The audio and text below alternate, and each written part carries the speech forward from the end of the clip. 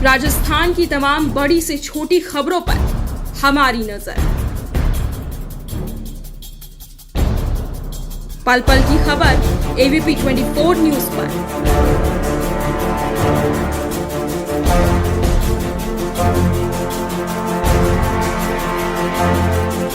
आपका विश्वास बनेगा हमारी ताकत।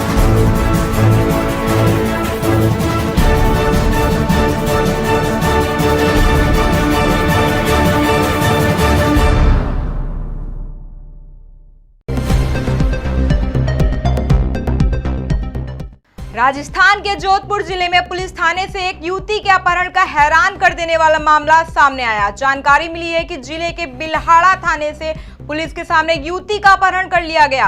घटना के मुताबिक बताया जा रहा है कि युवती का अपहरण उसके परिजनों ने ही किया।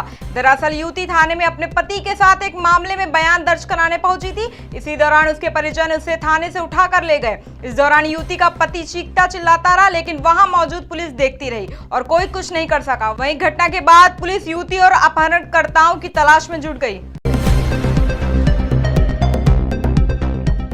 राजस्थान की पूर्व मुख्यमंत्री वसुंधरा राजे राजनीतिक गलियारों में छा गईं। पिछले हफ्ते बीकानेर में देव दर्शन यात्रा के बाद राजे लगातार प्रदेश के मंदिरों में पहुंच रही और लोगों से मुलाकात करें। पूर्व सीएम की अचानक बढ़ती सक्रियता से उनके विरोधियों खेमे में बेचैनी बढ़ने लगी। गहलोत सरकार के 4 साल बीतने के बाद राज्य अपनी सियासी जमीन टटोलने और ताकत का प्रदर्शन करने निकल चुके हैं, जहां पर निजी कार्यक्रम तक को राजनीतिक रंग देने में कामयाब हुई।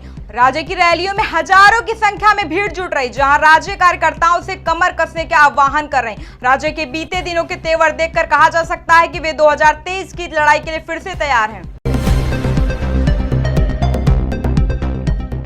राजस्थान के मुख्यमंत्री अशोक गहलोत ने रविवार को कहा कि हमारे देश की आबादी 135 करोड़ है, लेकिन ये दुर्भाग्यपूर्ण है कि सबसे छोटे देशों को ज्यादा मेडल मिलते हैं। उन्होंने राजस्थान में 26 जनवरी से शहरी ओलंपिक का आयोजन शुरू करने की भी घोषणा की। गहलोत ने कहा कि हमारे देश की आबादी 135 करोड़ है। हम चाहते हैं कि हमारे खिलाड़ियों को अंतर्राष्ट्रीय स्पर्धाओं में सम्मान और पदक मिले, लेकिन यह दुर्भाग्यपूर्ण है कि छोटे छोटे देशों को हमसे ज्यादा पदक मिलते हैं।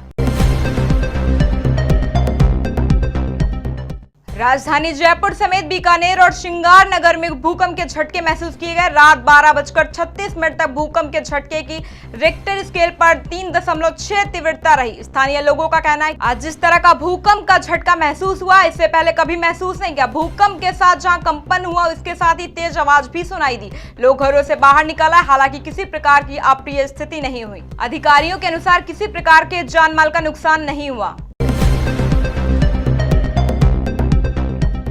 राजस्थान के अजमेर जिले में एक तांत्रिक भूत प्रेत की छाया निकालने के बहाने नाबालिग लड़की से रेप कर फरार हो गया। गांधीनगर पुलिस ने फर्जी तांत्रिक अनिल शर्मा को गिरफ्तार कर लिया। आरोपी तांत्रिक को बाद में मजिस्ट्रेट के समक्ष पेश किया गया, वहां से उसे जेल भेज दिया गया। हैरानी की बात यह है कि आरोपी ने परिवादी के घर पर ही उसकी नाबालिग बेटी से रेप किया था। बाद में तांत्रिक प्रक्रिया पूरी करने का दावा कर उससे बतौर फीस 3000 रुपए भी वसूले। राजस्थान के हनुमानगढ़ के ऐतिहासिक भटनेर किले में मरम्मत के दौरान आज एक दीवार गिर गई, जिससे 6 मजदूर दीवार के मलबे में दब के घायल हो गए। सभी मजदूरों को आसपास के लोगों ने मलबे से निकाला और जिला चिकित्सालय में भर्ती करवाया। जहां एक मजदूर राजेंद्र दास की उपचार के दौरान मौत हो गई, वहां 5 घायल मजदूरों को उपचार चल रहा है। सभी मजदूर मूल रूप से बिहार के रहने वाले हैं।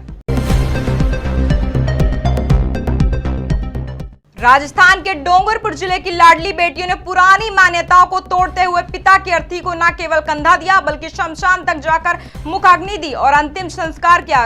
रूंधे गले और बहते आंसुओं के बीच पुरुष प्रधान समाज में बेटियों ने एक उदाहरण पेश किया। आपको बता दें कि डोंगरपुर जिले के तहसील क्षेत्र सागरवाड़ा अंतर्गत वर्दा गांव के आजाद भाटिया 30 साल से खाड़ी देश कुवैत में काम करते थे, जिनका दिल का दौरा पड़ने की वजह से मौत हो गई। कुवैत में आवश्यक कार्यवाही के बाद उनका शव उनके पैतृक गाँव में पहुंचा। आजाद का कोई बेटा नहीं, उनकी 3 बेटियां, जिसमें सबसे बड़ी बेटी निशा, दूसरी ऋतु, सबसे छोटी बेटी का नाम पायल और तीनों बेटियों की शादी हो चुकी। राजस्थान के बीकानेर से सनसनीखेज का मामला सामने आया। एक महिला के साथ उसके पति ने कथित तौर पर वाइफ स्वैपिंग गेम का हिस्सा नहीं बनने पर मारपीट की। इस मामले में महिला ने पुलिस में शिकायत दर्ज कराई। घटना बीकानेर के एक होटल की है। पीड़िता ने पुलिस को बताया कि उसका पति बीकानेर के होटल में मैनेजर है। वहीं पुलिस अधिकारी ने बताया कि केस दर्ज कर लिया गया। पुलिस घटना की जांच में जुट गई है। राजधानी जयपुर के मोहाना थाना इलाके में सुसाइड की एक दिल को दहला देने वाली घटना सामने आई, जहां 10वीं क्लास में पढ़ने वाली एक छात्रा के साथ दुष्कर्म की वारदात से अवसाद में आकर पीड़िता के मौसा ने फांसी का फंदा लगाकर खुदकुशी कर ली। पुलिस ने शव को पोस्टमार्टम के बाद उसे परिजनों को सौंप दिया। सुसाइड करने वाले व्यक्ति ने इससे पहले एक वीडियो बनाया और अपनी बात कही। उसने कहा कि पीड़िता के हालात देखकर टूट गए। इससे पहले पीड़िता भी सुसाइड का प्रयास कर चुकी, लेकिन उसे बचा लिया गया था।